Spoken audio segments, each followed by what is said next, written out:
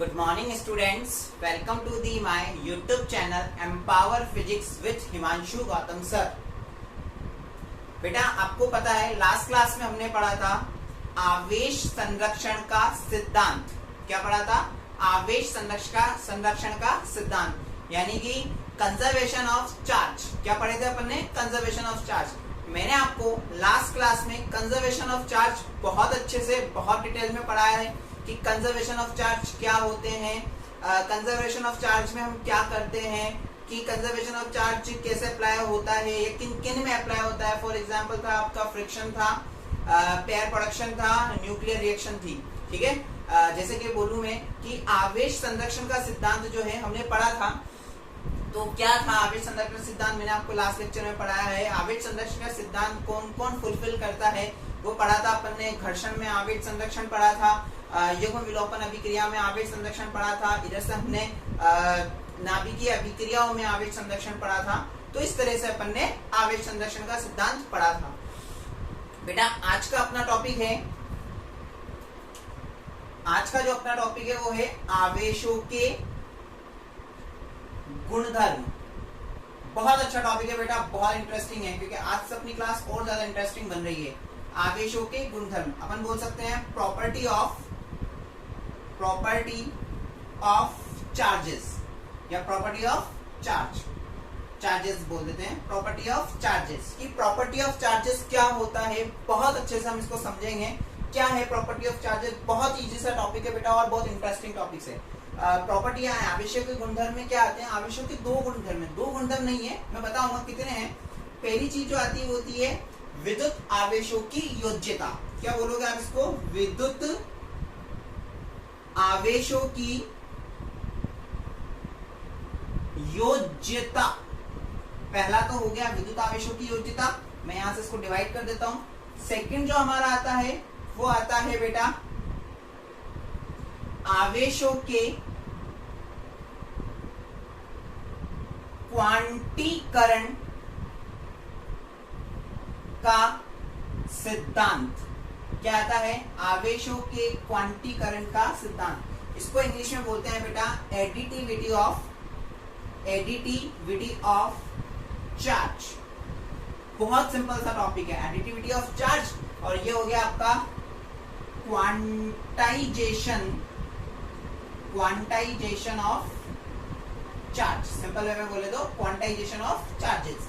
ठीक है बेटा, तो ये आपके गुणधर्म है, यानी कि मैं बोलूं प्रॉपर्टीज है चार्ज की। हमने जो पढ़ा था आवेश संरक्षण का सिद्धांत, आपकी बुक के अंदर वो भी किसके अंदर दे रखा है? प्रॉपर्टीज ऑफ चार्ज में, यानी कि आपको वो भी जो टॉपिक दिया हुआ है वो किसमें दे रखा है? आवेशों के गुणधर्म में। ठीक है, अब देखो इन टॉपिक को अपन समझते हैं कि ये क्या है। विद्युत आवेशों की योज्यता। देखो बेटा हिंदी में योज्यता जो है, योज्यता का मतलब अगर अपन निकालें तो हो गया योग। क्या बोल सकते हो आप इनको सिंपल भाषा में? योग। यानी कि मेरे को इसको देख करके ये समझ में आता है कि यहाँ पर या इसके अंदर आवेशों का क्या होगा बेटा? योग होगा। यानी कि क्या होगा? इसको जोड़ा जाएगा, योग होगा। यानी कि एडिटिविटी मतलब ऐड का मतलब क्या बोलते हैं हम? ऐड क्या बताता है हमें? एडिशन मतलब ऐड करना। Additivity of charge, that means in this topic या in this heading what we can do, we are doing adding the charges. ठीक है बेटा, बहुत इजी है, इसको देखना ध्यान से। अब देखो विद्युत आवेशों की योज्यता जो है वो क्या बोलती है, देखो सुनो, मैं इसकी डेफिनेशन बताता हूँ। क्या है इसके अंदर? डेफिनेशन नहीं, क्या है, क्या होता है विद्युत आवेशों की योज्यता? कि यदि किसी निकाय पर, ध्यान से सुनना, यदि किसी निकाय पर कुल आवेश का मान, यदि किसी निकाय पर कुल आवेश का मान उस निकाय में उपस्थित आवेशों के बीजगणितीय योग के तुल्य होता है या बीजगणितीय योग के बराबर होता है। बेटा कुछ भी नहीं है additivity of charge. Simple way में क्या है, कोई सिस्टम है, यानी कोई सिस्टम है, उसमें कोई चार्ज प्रेजेंट है, तो उन सबका एल्जेब्रिक सम जो होगा ना वो क्या कहलाएगा? हमारा एडिटिविटी ऑफ चार्ज। क्या कहलाएगा? Additivity of charge. For example से बहुत अच्छे से समझ में आता है। देखना बहुत प्यारा सा एग्जाम्पल है। ये मैंने क्या बना दिया? एक सिस्टम बना दिया। क्या बना दिया बेटा? मैंने एक सिस्टम बना दिया, यानी कि एक निकाय बना दिया। ये इसको बोल दूंगा मैं निकाय, या मैं इसको बोल दूंगा बेटा सिस्टम। ये एक सिस्टम है। ठीक है, मैंने डेफिनेशन में बोला था यदि किसी सिस्टम में या किसी निकाय में उपस्थित कुल आवेशों का बीजगणित या उपस्थित आवेशों का बीजगणितीय योग क्या कहलाएगा, आपका विदित आवेशों की योज्यता कहलाएगी, यानी कि एडिटिविटी ऑफ चार्ज कहलाएगा। अब जैसे क्या है इसके अंदर, जैसे कि प्रेजेंट है 5q चार्ज, यानी कि 5q आवेश इस पर है। एक मैंने बोल दिया इस पर है प्लस का 4q, ये भी प्लस का है, ये भी प्लस का है, 4q प्रेजेंट है, और यहाँ पे प्रेजेंट है एक माइनस का 3q। ध्यान से देखना, तो अपन को ये पता लगाना है कि इस निकाय पे या इस सिस्टम पे टोटल चार्ज कितना है। टोटल चार्ज क्या बोलेंगे अपन, कुल आवेश।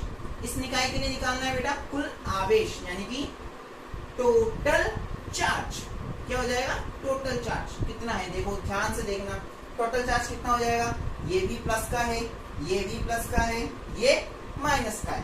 तो देखो टोटल चार्ज क्या निकालोगे आप, 5q, ये भी प्लस का है तो प्लस कितना आ गया 4q, ये किसका है, माइनस का, तो क्या आ गया माइनस के 3q। 5 + 4 9, 9 में से 3 सब्सट्रैक्ट कर दिया यानी माइनस हो गए। 5 + 4 9, 9 में से 3 गए तो बेटा कितने बचे आपके पास, 6q।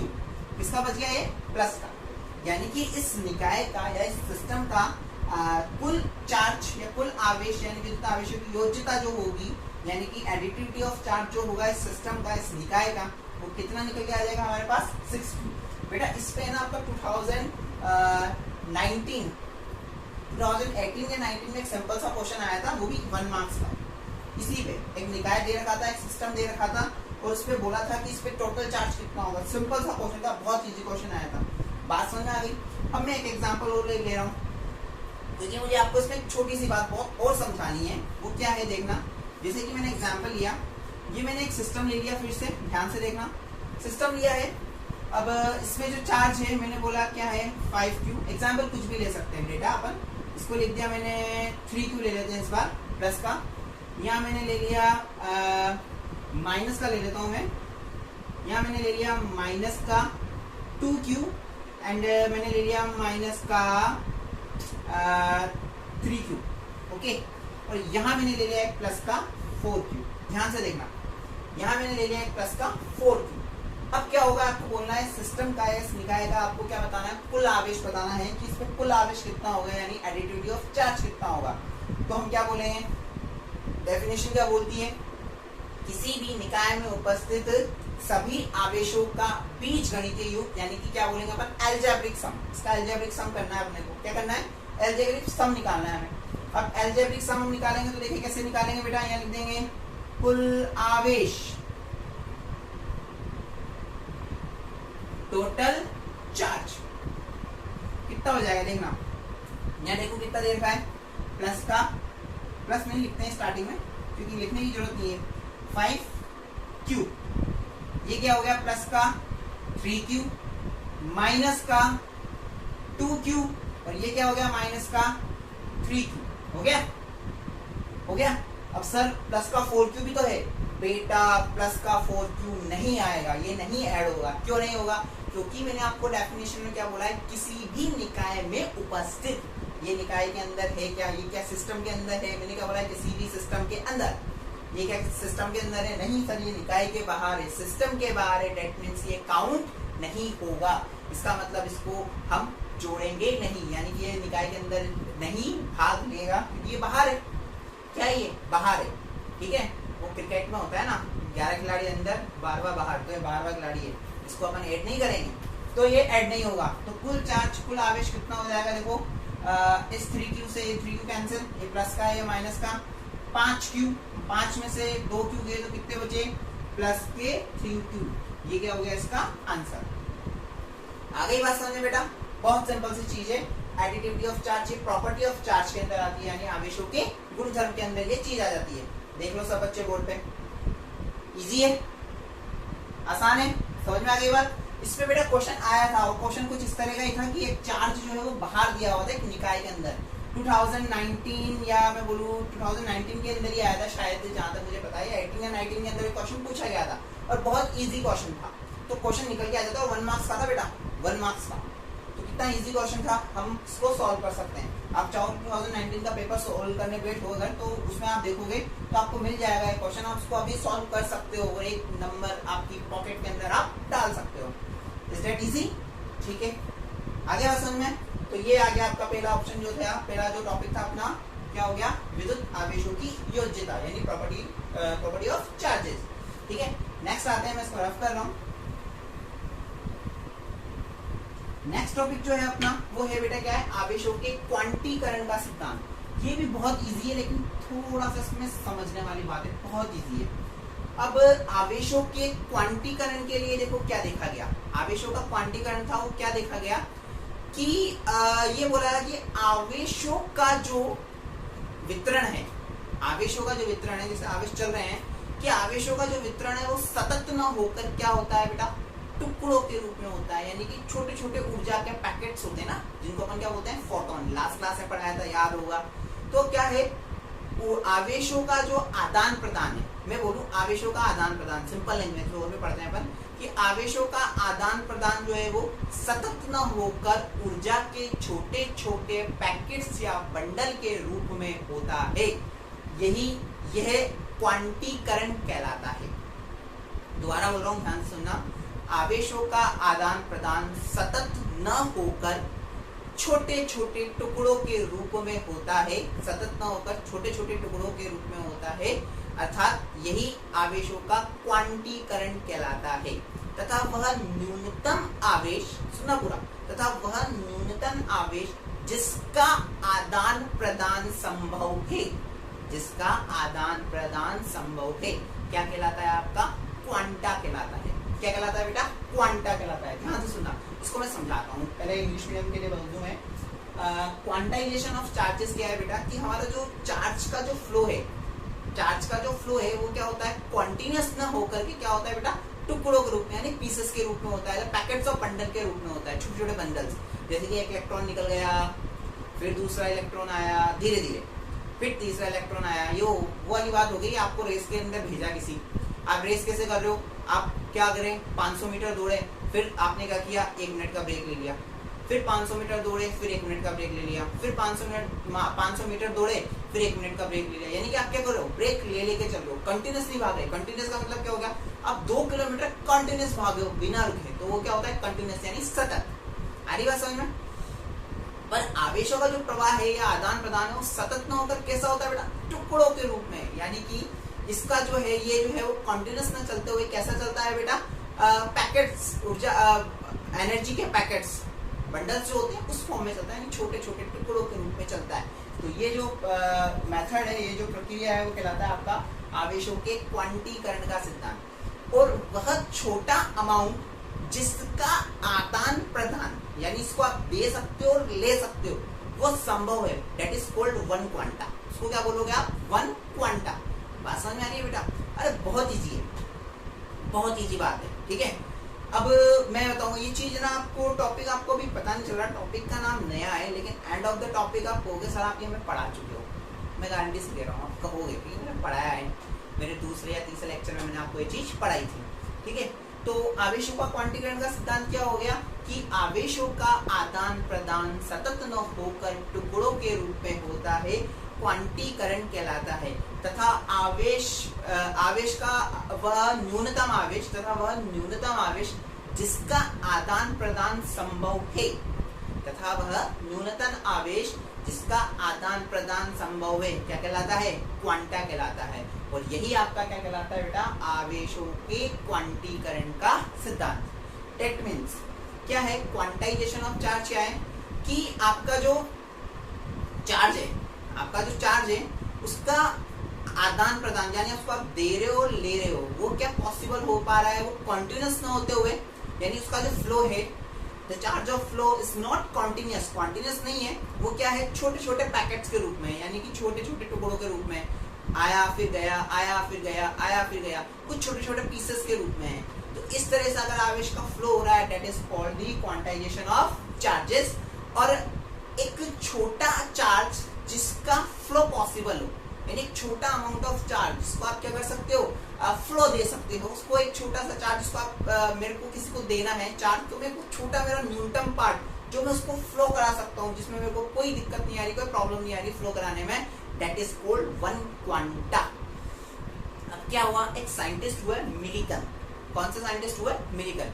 मिलिकन ने 11th क्लास में पहले चला करता था ये मिलिकन तेल बूंद प्रयोग, सॉरी मिलिकन का तेल बूंद प्रयोग 11th क्लास में बहुत पहले चला करता था, अब सिलेबस हटा दिया गया है। मिलिकन्स आप इसको बोलोगे oil experiment, oil drop experiment के नाम से चलता था पहले, बहुत पहले आता था पुराने सिलेबस में, ठीक है।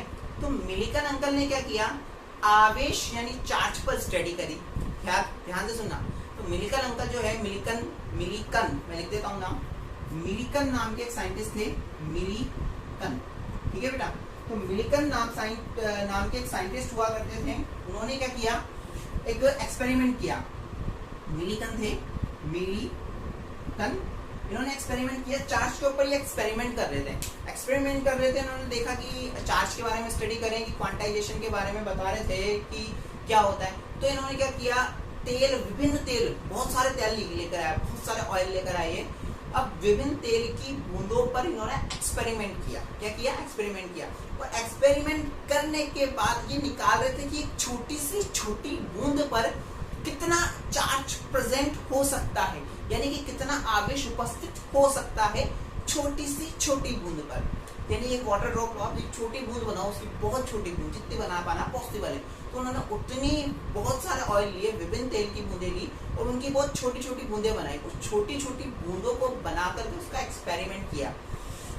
तो इन्होंने एक रिजल्ट देखा। एक्सपेरिमेंट करने पर यह पाया कि उस छोटी सी छोटी बूंद पर आवेश एक इलेक्ट्रॉन, या मैं बोलूं इलेक्ट्रॉन, ई, यानी कि इलेक्ट्रॉन का क्या होता है बेटा, पूर्ण गुणज पाया गया। पूर्ण गुणज पाया गया, यानी कि मिलिकन ने बताया कि विभिन्न तेल की बूंद पे इसने जो एक्सपेरिमेंट किया, उस पर जो न्यूनतम आवेश था, जिसको मैं क्वांटा बोल रहा हूँ, याद करो अभी मैंने क्वांटा बोला था, तो जो क्वांटा था वो क्या था, एक इलेक्ट्रॉन के इक्वल पाया गया, यानी एक इलेक्ट्रॉन का पूर्ण गुणज पाया गया। पूर्ण गुणज क्या बोल सकते हो, जैसे एक इलेक्ट्रॉन हो गया, पूर्ण गुणज यानी कि कोई भी इंटीजर, यानी n। यानी कि इन्होंने जो रिजल्ट निकाला वो क्या था बेटा, मिलिकन अंकल जो एक्सपेरिमेंट कर रहे थे, इन्होंने रिजल्ट निकाला कि इस पे जो एक छोटा जो ऑयल ड्रॉप था, उस पर जो चार्ज प्रेजेंट था, वो कितना था, मिनिमम एक इलेक्ट्रॉन के इक्वल था। यानी मिनिमम एक इलेक्ट्रॉन का क्या था बेटा, इंट्रीगल, क्या था, इंट्रीगल मल्टीपल, इसको इंग्लिश में बोलेंगे इंट्रीगल मल्टीपल। क्या था ये, इंट्रीगल मल्टीपल था, किसका, इलेक्ट्रॉन का। यानी कि आप क्या बोल सकते हो, Ne था। n क्या है, कोई भी इंटीजर नंबर, जैसे कि n इज इक्वल टू क्या बोल सकते हो आप, n is equal to 1 2 3 4, that is infinity तक कुछ भी हो सकता है, वो कुछ भी हो सकता है। बात समझ में आ रही है। तो इन्होंने एक्सपेरिमेंट किया, ठीक है। एक्सपेरिमेंट करने के बाद इन्होंने एक रिजल्ट निकाला कि आपको जो एक क्वांटा है, क्वांटा क्या है, वह न्यूनतम आवेश जिसका आदान प्रदान संभव है, क्या कहलाता है आपका, क्वांटा। यानी कि वह मिनिमम फ्लो ऑफ चार्ज, जिसको आप क्या कर सकते हो, फ्लो करा सकते हो, मिनिमम अमाउंट ऑफ चार्ज जिसको आप फ्लो करा सकते हो, that is called one quanta. वो किसके इक्वल मिला आपको, इलेक्ट्रॉन के इक्वल। यानी कि क्या हो गया, ये किसके इक्वल मिला बेटा, ये इलेक्ट्रॉन के इक्वल। और एक इलेक्ट्रॉन इज इक्वल टू कितना चार्ज होता है इलेक्ट्रॉन पर, कितना आवेश होता है, बोलो याद है, देखो याद होगा सब बच्चों को, पढ़ाया था मैंने, 1.6 इंटू 10⁻⁹ कूलम, इतना ही आवेश होता है। यानी कि जो रिजल्ट निकल कर आया कि Q इज इक्वल टू जो है वो कितना हो सकता है बेटा, आपका इलेक्ट्रॉन का क्या है, पूर्ण गुणज, यानी कि n इंट्रीगल मल्टीपल। तो Q इज इक्वल टू क्या बोल सकते हो, n। कुछ याद आया, हमने पढ़ा था ये, Q is equal to n हम पढ़ चुके हैं, दूसरे या तीसरे लेक्चर में मैंने पढ़ाया है। तो ये बताया था किसने, मिलिकन अंकल ने, ठीक है। और इस पे लगा दिया गया क्या, प्लस और माइनस, क्यों, क्योंकि आवेश जो धनात्मक भी होता है और ऋणात्मक भी होता है। यानी कि किसी भी ऑब्जेक्ट या किसी भी धातु से कोई भी वस्तु है, उसमें से इलेक्ट्रॉन अगर बाहर निकाले जा रहे हैं तो वस्तु क्या हो रही है, इलेक्ट्रॉन अगर बाहर दिए जा रहे हैं, बाहर इमिट किए जा रहे हैं, दैट मीन्स क्या हो रहा है, वो धातु जो है, वो वस्तु जो है, वो ऑब्जेक्ट जो है, वो क्या हो रहा है, धनात्मक, यानी पॉजिटिवली चार्ज हो रहा है। पॉजिटिवली चार्ज हो रहा है तो उस पर Q इक्वल टू क्या आ जाएगा, प्लस का नहीं आ जाएगा। और कोई इलेक्ट्रॉन ले रहा है, ग्रहण कर रहा है, आने दो इलेक्ट्रॉन को खा रहा है, यानी number of amount of electron क्या हो रहा है, बढ़ रहा है, तो जो वस्तु है, जो ऑब्जेक्ट है, वो क्या हो जाएगा बेटा, नेगेटिवली चार्ज यानी कि ऋणात्मक आवेशित होगी। लास्ट क्लास में हम पढ़ चुके हैं। तो Q इज इक्वल टू अपन को क्या मिल रहा है, प्लस माइनस के एन। बात समझ में आ गई, बहुत सिंपल टॉपिक है, ठीक है।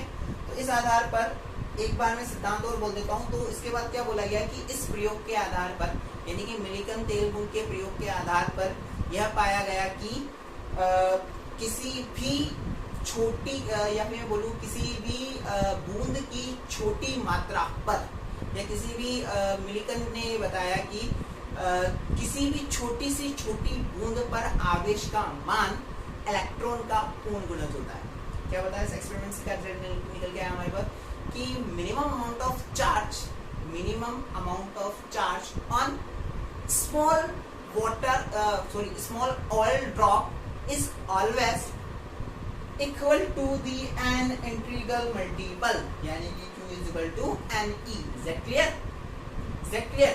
तो ये आपको क्या हो गया बेटा, निकल कर आ गया। और ये रिजल्ट निकल गया, मैंने आपको उस टाइम बताया था कि ये रिजल्ट हमारे लिए बहुत इंपॉर्टेंट है। वैसे एक बात बताऊं मैं आपको, ये रिजल्ट जो है Q इज इक्वल टू यानी कि यही निकल कर आता है, लेकिन हमने उसको पहले निकाले क्योंकि हम क्या है, बहुत एक्स्ट्रा ऑर्डिनरी बच्चे हैं सारे। तो हम जरूरी नहीं जब बुक पढ़ाएगी जब भी हम पढ़ेंगे, हम पहले भी पढ़ लेंगे। इसको रिलेट कर रहे हैं, हमें आता है क्योंकि, तो हमने आपको इसको पहले भी रिलेट करके पढ़ा दिया। आ रही बात समझ में बेटा, बहुत अच्छे से। Q is equal to N E में आपको पहले ही निकलवा चुका हूँ, जबकि सिलेबस के अंदर बुक खोल के देख लेना, वो इंट्रोड्यूस इस चैप्टर, इस टॉपिक के अंदर होगा। लेकिन Q is equal to N E के बारे में मैं आपको बहुत पहले बता चुका हूँ, ठीक है। Very important. इस पर न्यूमेरिकल भी किया था मैंने, आपको याद होगा, एक छोटा सा न्यूमेरिकल किया था। आ रही बात समझ में, ठीक है बेटा। तो देख लो आप, ये आवेशों के क्वांटिटेटिव का सिद्धांत सब कुछ आपके बोर्ड पे लिखा हुआ है।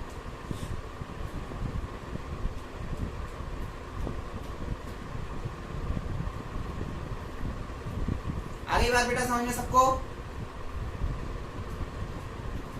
अब देखो एक छोटा सा न्यूमेरिकल करते हैं अपन, ठीक है बेटा, बहुत छोटा सा न्यूमेरिकल है, ध्यान से देखना। इसी टॉपिक पर है। कुछ बच्चे तो सोचते होंगे सर न्यूमेरिकल का नाम ही मत लिया करो, हमसे 11th क्लास में नहीं होते थे बेटा, करने चाहिए थे। बहुत सबसे मतलब मैं तो ये बोलूंगा सबसे इजी चीज ही न्यूमेरिकल है फिजिक्स के अंदर, बहुत इजी होते हैं न्यूमेरिकल। तो जिसको समझ में आगे कैसे करना है, तो उसके लिए न्यूमेरिकल तो ऐसे हो जाएंगे, ऐसे कैसे हो जाएंगे बेटा, ऐसे हम क्लास में ऐसे ही करते थे, याद देख रहे थे। बहुत इजी सा न्यूमेरिकल है। किसी धातु के गोले को 1 कूलम आवेश से आवेशित करने के लिए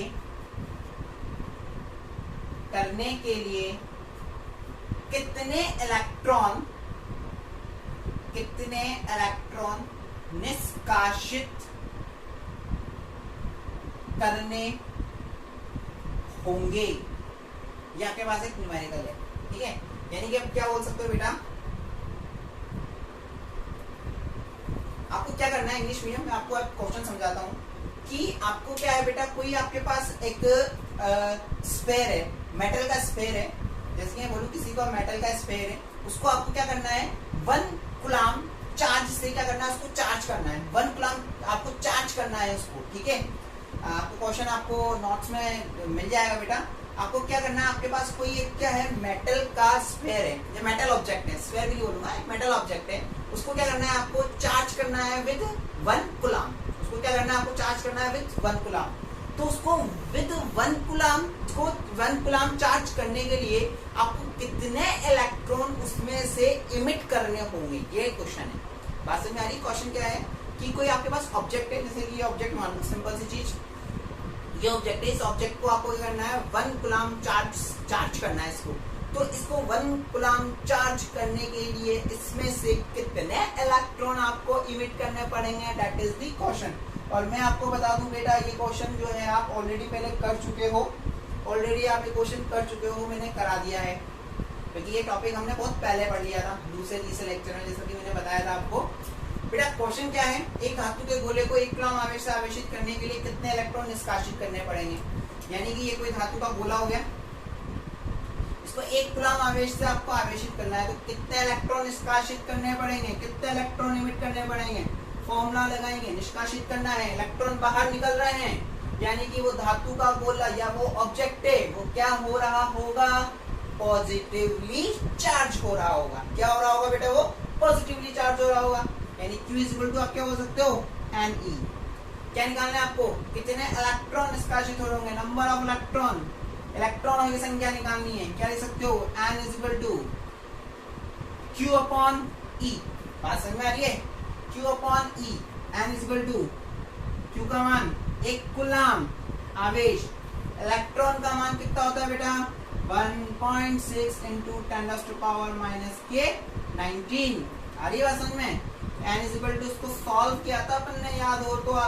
10⁻⁻⁻⁻⁻⁻⁻⁻⁻⁻⁻⁻⁻⁻⁻⁻⁻⁻⁻⁻⁻⁻⁻⁻⁻⁻⁻⁻⁻⁻⁻⁻⁻⁻⁻⁻⁻⁻⁻⁻⁻⁻⁻⁻⁻⁻⁻⁻⁻⁻⁻⁻⁻⁻⁻⁻⁻⁻⁻⁻⁻⁻⁻⁻⁻⁻⁻⁻⁻⁻⁻⁻⁻⁻⁻⁻⁻⁻⁻⁻⁻⁻⁻⁻⁻⁻⁻⁻⁻⁻⁻⁻⁻⁻⁻⁻⁻⁻⁻⁻कितना आया था, 6.28 इंटू 10⁻18 इलेक्ट्रॉन।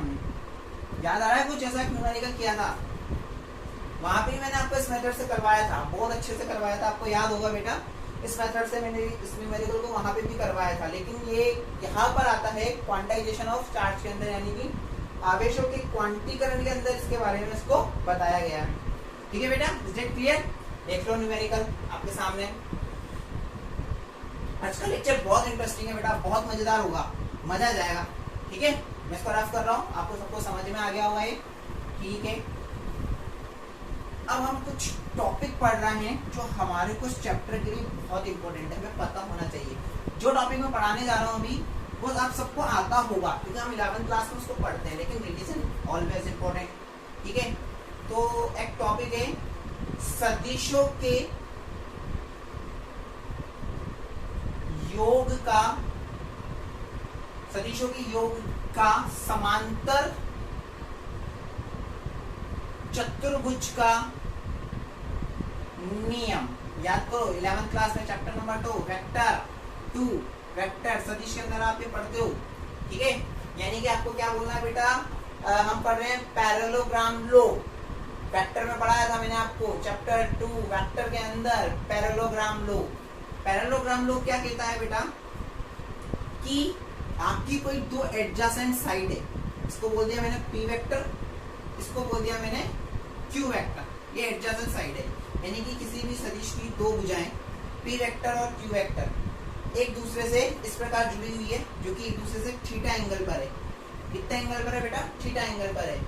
तो इनका जो परिणामी होगा वो क्या होगा, इन दोनों को मिलाने वाली रेखा के अनुदिश होगा, या फिर आप बोल सकते हो कि इनके विकर्ण के अनुदिश होगा। पैरेललोग्राम लो यानी कि समांतर चतुर्भुज का नियम पढ़ते होंगे आप 12th क्लास में, आप सबने पढ़ा है बेटा 11th क्लास में, सॉरी। ठीक है, तो मैं इसको आगे बढ़ा रहा हूँ। इसका देखो रिजल्टेंट जो होगा वो क्या होगा, क्यों रिजल्ट ऐसा होगा, क्योंकि वेक्टर जो है वो किस राशि है, वेक्टर या सदिश जो है किस राशि, सदिश, यानी इसके पास परिमाण के साथ साथ क्या होगा, दिशा, यानी मैग्नीट्यूड के साथ साथ क्या होगी, उसकी कुछ ना कुछ डायरेक्शन होगी। तो एक इधर जा रहा है, एक इधर जा रहा है, इसकी रिजल्टेंट डायरेक्शन यानी परिणामी दिशा क्या निकाले, हमें नहीं पता। परिणामी दिशा निकालने के लिए करते हैं, इसको आगे बढ़ाते हैं और उन पे विकर्ण खींच देते हैं। विकर्ण जो होता है वो क्या बताता है, परिणामी दिशा को प्रदर्शित करता है।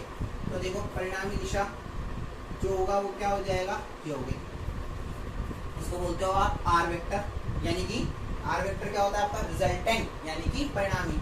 याद आ रहा होगा सबको, इसका जो परिणामी होता है, परिणामी रिजल्टेंट क्या हो जाता है बेटा, रिजल्टेंट आपका पता है R इक्वल टू, बोलो सबको फॉर्मूला याद होगा, मेरे लिखने से पहले आपके माइंड में आना चाहिए, p square plus q square plus 2pq cos theta. याद आ गया, ये परिणामी का रिजल्टेंट हुआ करता था, परिणामी रिजल्टेंट जो है उसका फॉर्मूला हुआ करता था p square plus q square plus 2pq cos theta, पूरे के ऊपर अंडर रूट लगा दो। ठीक है, इसकी दिशा, अब ये दिशा बहुत कम बच्चों ने पढ़ी होगी, जहां तक पता है मैंने इसको पढ़ाया था। दिशा यानी कि आप डायरेक्शन की बात करोगे, डायरेक्शन निकालते हैं बेटा अपन tan अल्फा से, याद आ रहा होगा कुछ, tan अल्फा से निकालते हैं। tan अल्फा इक्वल टू आ जाता है आपका q sin theta upon p plus q cos theta. ये डायरेक्शन निकालने का फॉर्मूला है बेटा, और बहुत इंपॉर्टेंट फॉर्मूला है। 11th क्लास में हम इसको यूज करते हैं, 11th क्लास में इसको ड्राइव भी करवाता हूँ, यानी इसको डेरिवेशन भी करवाता हूँ इसका, मैं 11th क्लास में मैंने करवाया भी है। ठीक है, पर मैं इसको डिटेल में नहीं बता रहा अभी, ये कैसा है क्या है, डेरिवेशन आपको पढ़ना है, 11th क्लास की बुक उठाइए और उसको पढ़िए। ठीक है बेटा, तो ये बहुत इंपॉर्टेंट फॉर्मूला है, ये चैप्टर में हमारे लिए बहुत काम आएंगे। इस चैप्टर में न्यूमेरिकल के अंदर तो ये मानो इस चैप्टर के सारे न्यूमेरिकल इस फॉर्मूले के बिना नहीं हो सकते। कह रहा हूँ मैं 12th क्लास से बेटा ध्यान रखना है, रेगुलर पढ़ना है। मैं जब बोल रहा हूँ इस फॉर्मूले के बिना न्यूमेरिकल नहीं हो सकते, मतलब नहीं हो सकते। ठीक है, समझ में आ गई बात यहाँ तक कि सबको? इधर किसी को कोई दिक्कत? हाँ, एक चीज और बताता हूँ, ये जो एंगल है ना, ये है अल्फा, क्योंकि ये डायरेक्शन को बता रहा है। तो यहाँ से अल्फा जो है वो क्या है आपकी डायरेक्शन, और इन दोनों के बीच का एंगल कितना है? थीटा। तो आपको जब भी डायरेक्शन निकालने के लिए मिल जाए, डायरेक्शन जो है हमेशा पी वेक्टर से होती है बेटा।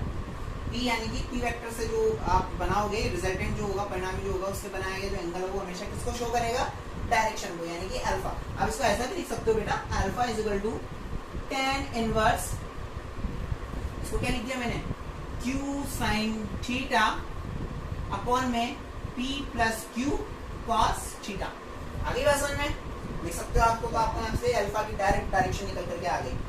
Is it clear? Okay, should I rough? Okay, आगे यहाँ तक की बात समझ में? अब देखो मैं एक छोटा सा न्यूमेरिकल करा रहा हूँ। आप बोलोगे सर आपने ये क्यों पढ़ाया हमें?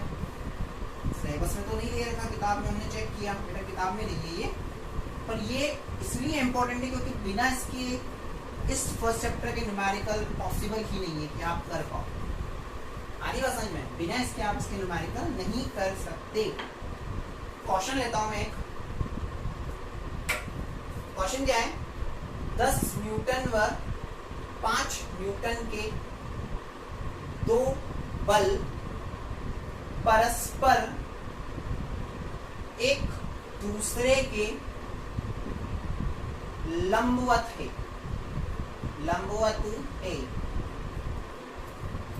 तो परिणामी बल व 10 न्यूटन से बल की दिशा ज्ञात कीजिए। ये क्वेश्चन है।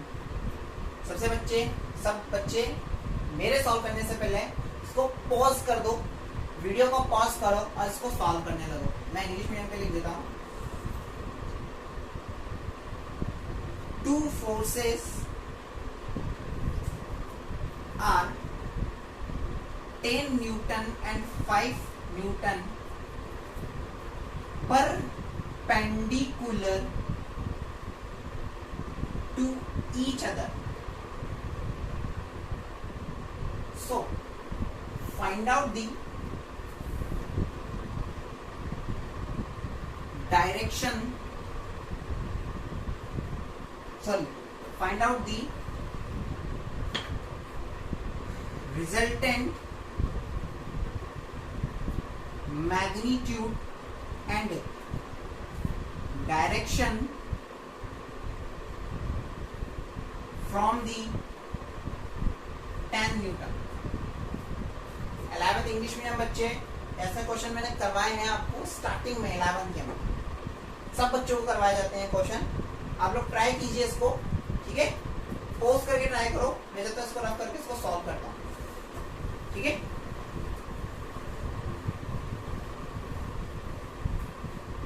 यानी कि देखो आपको दे रखा है 5 न्यूटन व 10 न्यूटन के दो बल परस्पर एक दूसरे के क्या है? परस्पर लंबवत है। लंबवत है यानी कि आप क्या बोल सकते हो? एक तो ये हो गया P वेक्टर, एक हो गया Q वेक्टर, दोनों क्या है? परस्पर लंबवत, यानी कि क्या बोल सकते हो? परपेंडिकुलर है। क्या है? परपेंडिकुलर। दो वेक्टर है आपका, एक तो 10 न्यूटन हो गया, एक आपका कितना हो गया? 5 न्यूटन हो गया। दोनों क्या कहा है? दोनों एक दूसरे के परपेंडिकुलर है, यानी कि 90 डिग्री पर है। परपेंडिकुलर का मतलब क्या हो गया? 90 डिग्री। तो आपको क्या करना है? सबसे पहले तो उसका रिजल्टेंट यानी परिणामी निकालना है। तो आपके पास दो चीजें रखी, एक 10 न्यूटन, एक 5 न्यूटन। P को क्या बोल दिया आपने? पहले 10 न्यूटन, ध्यान से देखना। Q को क्या बोल दिया आपने? 5 न्यूटन। मैं ऐसे ले रहा हूँ, अभी देखना हमारे माइंड में क्या होगा। रिजल्टेंट का formula R = sir under P square plus Q square plus 2PQ cos theta. R = under root में P की वैल्यू कितनी है आपके पास? 10 का स्क्वायर प्लस Q ले लिया आपने 5 का स्क्वायर प्लस प्लस आपने ले लिया 2 इंटू पी है आपके पास 10, क्यू है आपके पास 5, cos 90 की वैल्यू सबको पता है कितनी होती है बेटा 0। ये आज से नहीं हो रही है, काफी वर्षों से होती आ रही है। r is equal to under root में 10 का स्क्वायर 100 प्लस 5 का स्क्वायर 25 प्लस 0 के मल्टीपल का सारा कितना हो गया 0। r इज इक्वल टू कितना हो गया मेरे पास अंडर रूट 125। इसको अगर मैं थोड़ा और सॉल्व करना चाहूँ तो मैं इसको आप बताओ कैसे लिख सकता हूँ बेटा। अंडर रूट में 25 इंटू 5 लिख सकता हूँ, तो 25 का अंडर रूट कितना आ जाएगा 5 रूट 5। ठीक है, आ गया आपके पास रिजल्ट आ गया, यानी मैग्नीट्यूड का परिणाम निकल कर आ गया। आपसे दूसरी चीज बोली गई है, आपको क्या करना है 10 न्यूटन से बल की दिशा ज्ञात करनी है। आप लिखोगे P is equal to 10, Q is equal to 5, आपने लिख दिया। आपको क्या करना है बल की दिशा ज्ञात करनी है। दिशा ज्ञात करने का फॉर्मूला, डायरेक्शन फॉर्मूला क्या होता है, tan alpha is equal to क्या लिख सकते हो Q sin थीटा अपॉन में P plus Q, P plus Q cos theta. Q की वैल्यू कितनी है 5, साइन थीटा कितना है 90 डिग्री अपॉन P का मान, P की वैल्यू कितनी है आपके पास 10 प्लस Q की वैल्यू है 5 cos 90। अब देखो साइन 90 की वैल्यू कितनी हो जाएगी 1, 10 प्लस 5 cos 90 कितना 0, तो 5 अपॉन 10 से डिवाइड कितना आ गया बेटा tan alpha is equal to 1/2। तो अल्फा इज इक्वल टू कितना आ रहा है, अल्फा इज इक्वल टू कितना आ जाएगा tan इनवर्स 1/2। थोड़ी मिस्टेक हो गई, ठीक है, आ रही बात समझ में। तो ये क्या आ गया, इसका रिजल्ट निकल कर आ गया। इजी है बेटा इजी है। चलो देख लो सब बच्चे इसको। अब मैं इसमें एक चीज पूछता हूँ आपसे। अभी तो मैंने पूछा आपसे 10 न्यूटन से आपको क्या निकालना है, बल की दिशा ज्ञात करनी है। अगर मैं बोलता 5 न्यूटन से बल की दिशा ज्ञात कीजिए, सेम क्वेश्चन, क्या बोलता मैं 5 न्यूटन से बल की दिशा ज्ञात कीजिए, यानी कि you have to find out direction from 5 newton. So how could you find out, of course sir very easy है। अब इजी क्या सर, तो दिक्कत आ गई। क्या हम वही रखें P is equal to 10, Q is equal to 5, अगर वैसे ही रखते हैं क्योंकि आपने वही बताया था, उससे निकालेंगे तो सेम रिजल्ट आ जाएगा। नहीं बेटा, रिजल्ट गलत आएगा। आपको बोला गया है 5 न्यूटन से बल की दिशा ज्ञात करनी है।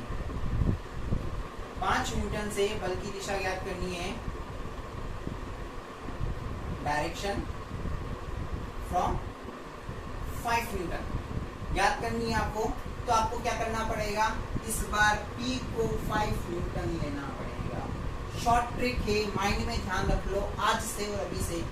जिस भी आपको यूनिट यानी कि जिस भी आपको डिजिट से बोला जाए, 10 हो 5 हो व्हाटएवर कुछ भी हो, बोला जाए कि इससे आपको क्या करना है, बल की दिशा ज्ञात करनी है, तो उसको बिना सोचे समझे क्या मान लो बेटा, बिना सोचे समझे उसको क्या मान लो, P मान लो। कुछ नहीं सोचता, हमारा आंसर हमेशा करेक्ट आएगा। P is equal to 5 newton, Q is equal to क्या हो गया अपने आप 10 न्यूटन हो गया। फॉर्मूला लगाओ, tan alpha is equal to Q sin theta upon P plus Q cos theta. tan alpha is equal to Q की value कितनी है 10 sin 90 अपॉन P की वैल्यू कितनी है 5 प्लस Q हो गया हमारे पास 10 cos 90। ठीक है, sin 90 हो जाएगा आपके पास 1 अपॉन 5 प्लस tan cos 90 हो गया 0। तो tan alpha is equal to कितना आ जाएगा 10 अपॉन 5, इससे cancel 2 times, alpha is equal to क्या आ गया tan अल्फा 2। और यहाँ से आप क्या कर सकते हो बेटा, अल्फा इज इक्वल टू क्या निकाल सकते हो tan inverse. Is that clear? देखो दोनों बार आंसर क्या है, डिफरेंट है, ये नहीं इसका इनवर्स आएगा क्योंकि वैल्यूज क्या हो गई, चेंज हो गई। तो इस तरह से आप इस प्रकार के क्वेश्चन सॉल्व कर सकते हो, ये हमारे लिए बहुत हेल्पफुल है। आगे बात समझे बेटा, किसी भी टाइप का क्वेश्चन कर सकते हो आप। मैं आपको एक क्वेश्चन देता हूँ, वो नोट्स में नहीं है, अभी लिखो। 3 न्यूटन व 6 न्यूटन के दो बल 3 न्यूटन व 6 न्यूटन के दो बल एक दूसरे से 30 डिग्री पर लग रहे हैं, तो 6 न्यूटन से बल की दिशा ज्ञात कीजिए। 6 न्यूटन से बल की दिशा ज्ञात कीजिए तथा इनका परिणामी भी ज्ञात कीजिए, तथा इनका परिणामी बल भी ज्ञात कीजिए। इस क्वेश्चन को सब करके मुझे आंसर में व्हाट्सएप कर देना, ठीक है बेटा। इंग्लिश मीडियम लिखो। If the two forces are applied, if the two forces, ये लिख लो 3 newton and 6 newton. If the two forces 3 Newton and 6 Newton are applied on a body at an angle 60 degree, at an angle 60 degree, so find out the resultant magnitude, and find the direction from 6 Newton, ठीक है। सब बच्चे मुझे इसका answer भेजें solve करके। Solve करना बहुत इजी क्वेश्चन है, ठीक है। तो ये हमारी इस टाइप के क्वेश्चन फिनिश होते हैं।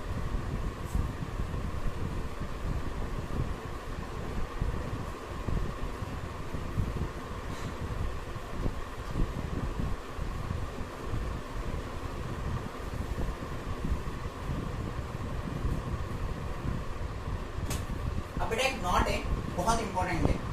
ये नोट हमारे बहुत काम आएगा, बहुत ज्यादा, वेरी वेरी इंपॉर्टेंट, ठीक है।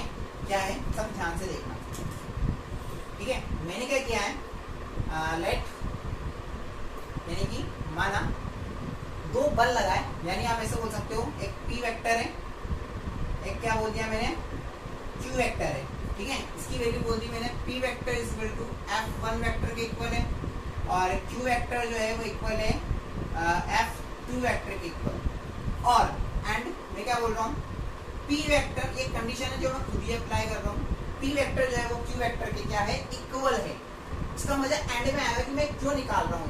और जब क्वेश्चन सोल्व करोगे ना तो ऐसे हो जाएंगे सोल्व, डेड पेज के क्वेश्चन आंसर, ठीक है। P इज इक्वल टू मैंने किसके इक्वल बोल दिया, Q के। इट मींस क्या होगा, F1 वेक्टर भी किसके होगा, इक्वल F2 के। यानी कि क्या मैं इसको ऐसे बोल सकता हूँ, F1 इक्वल होगा F2 के। बिल्कुल करेक्ट सर, बोल सकते हो, कोई दिक्कत नहीं है, हमें कहीं से कहीं तक कोई दिक्कत नहीं आ रही, आप जो बोल रहे हो अभी तक। तो रिजल्टेंट निकालते हैं बेटा इसका परिणामी। R is equal to, formula apply कर रहा हूँ मैं, अंडर रूट में P square plus Q square plus 2PQ cos theta. क्या कर दिया मैंने, P square plus Q square plus 2PQ cos theta. Theta कितना है मुझे नहीं पता, मुझे थीटा के बारे में बिल्कुल नहीं पता है अभी, ठीक है। मैं इसमें अप्लाई करता हूँ। R इज इक्वल टू मैं लिख सकता हूँ अंडर रूट P किसके इक्वल है, F1 के, P किसके इक्वल है, F1 के, और Q किसके इक्वल है, F2 के। तो क्या लिख दिया मैंने, F1 का स्क्वायर प्लस F2 का square plus 2F1 F2 cos theta. और यहाँ कंडीशन लगा रखी मैंने कि F1 किसके इक्वल है, F2 के। तो मैं क्या लिख रहा हूँ, F1 equal to F2 equal to, मैंने बोल दिया माना F के इक्वल है। क्या बोल दिया, लेट माना, ठीक है बेटा। बात समझ में आ गई यहाँ तक की, कोई दिक्कत?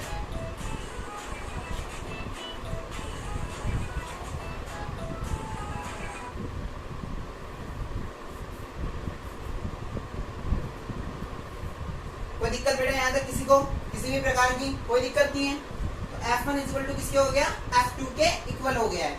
आ गई बात समझ में? अब इक्वल हो गया तो देखो हम इसको अप्लाई कर रहे हैं। R इज इक्वल टू क्या आ रहा है बेटा, अंडर रूट में F1 की जगह लिख दिया हमने F स्क्वायर प्लस 2F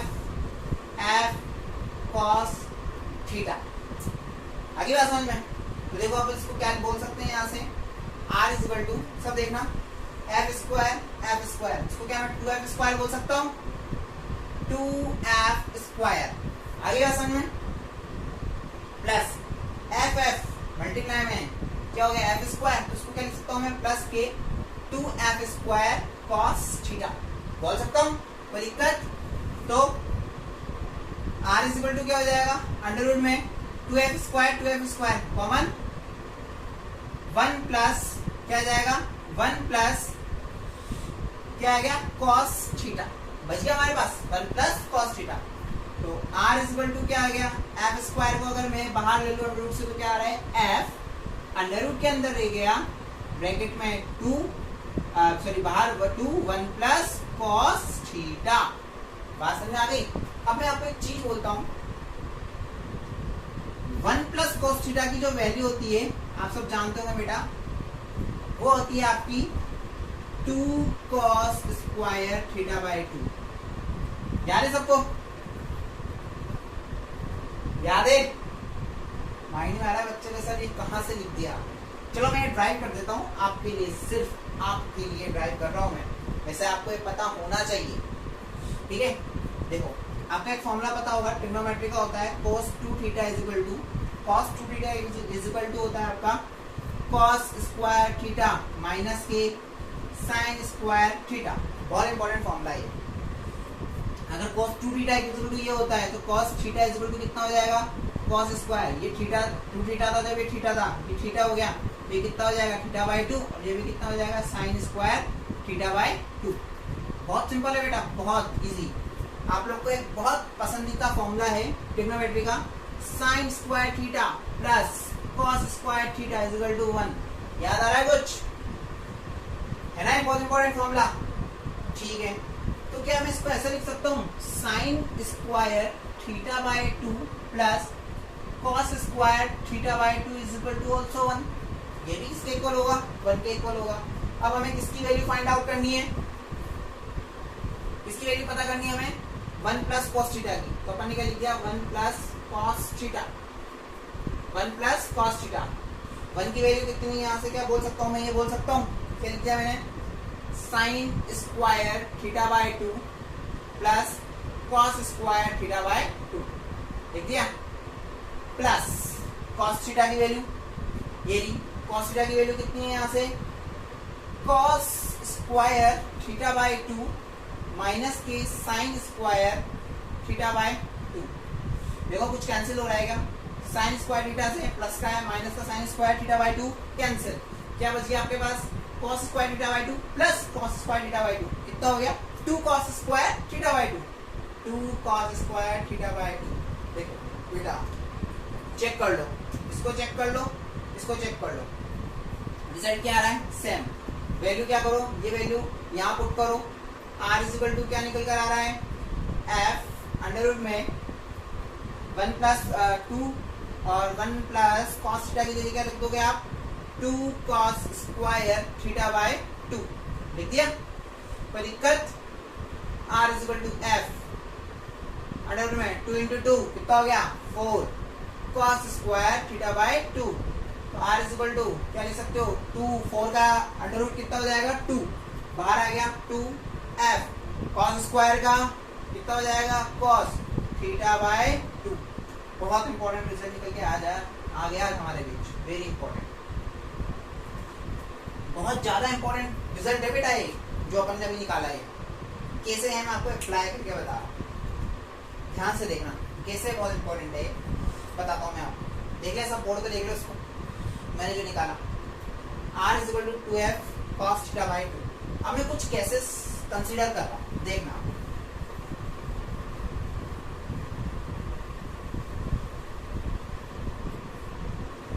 इसको भी रफ कर रहा हूँ मैं, ये भी हमारे बीच सब किसी काम का नहीं रहा।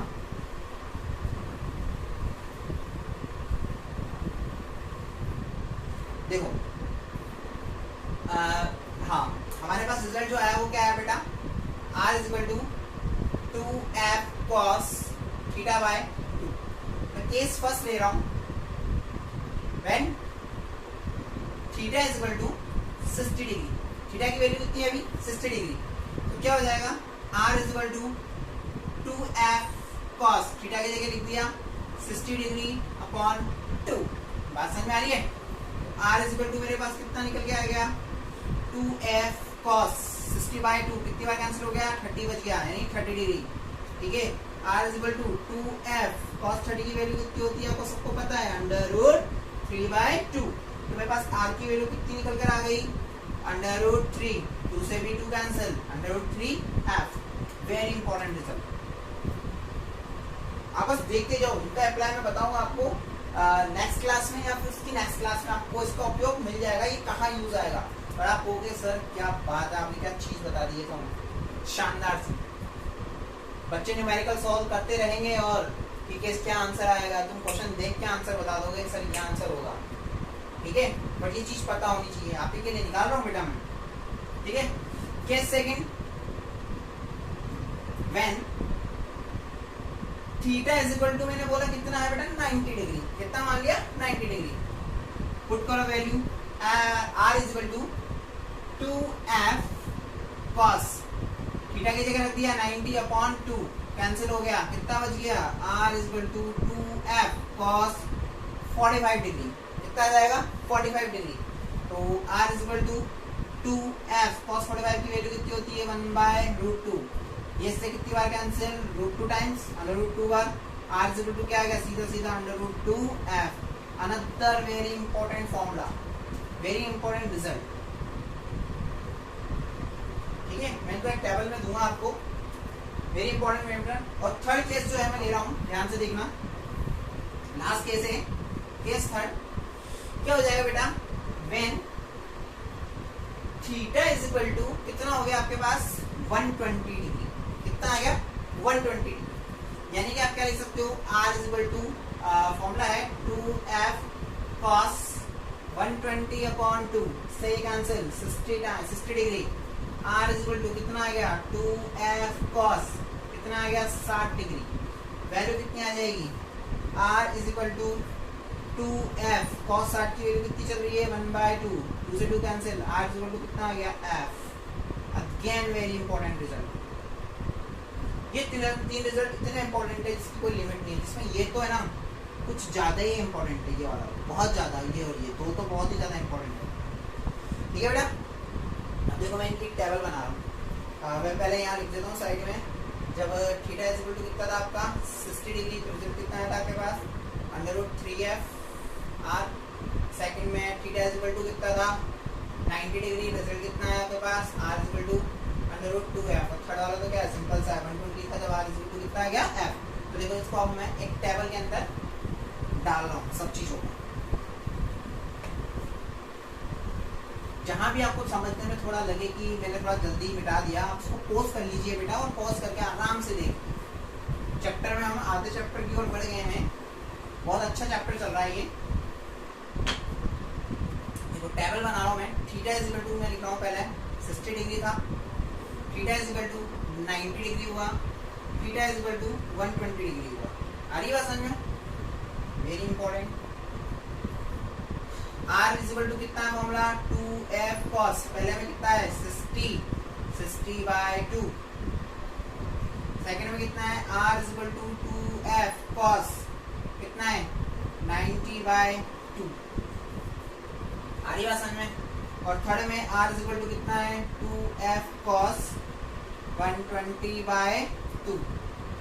इसका रिजल्ट कितना निकल कर आया था आपके पास, r is equal to √3f, इसका कितना आया था r is equal to √2f, और इसका कितना आया था r is equal to f।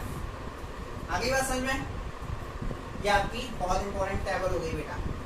अब इस टेबल का यूज हमारा या तो नेक्स्ट लेक्चर में आ जाएगा या उसके बाद वाली लेक्चर में कंफर्म का यूज आएगा, वेरी इंपॉर्टेंट है। ये टेबल याद होनी चाहिए आपको, जब theta is equal to 60 degree हो तो रिजल्ट कितना आएगा √3f, 90 डिग्री हो तो कितना आएगा √2f, 120 डिग्री हो तो कितना आएगा f के इक्वल। पर कब, जब f1 इज इक्वल टू किसके इक्वल होगा f2 के, ये दोनों जब एक दूसरे के इक्वल होंगे तब ये आपके पास रिजल्ट निकल करके आएंगे।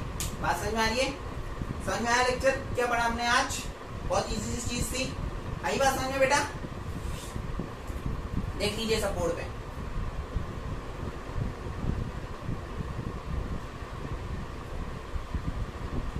ठीक है बेटा। तो हम आज का लेक्चर यहीं फिनिश करते हैं।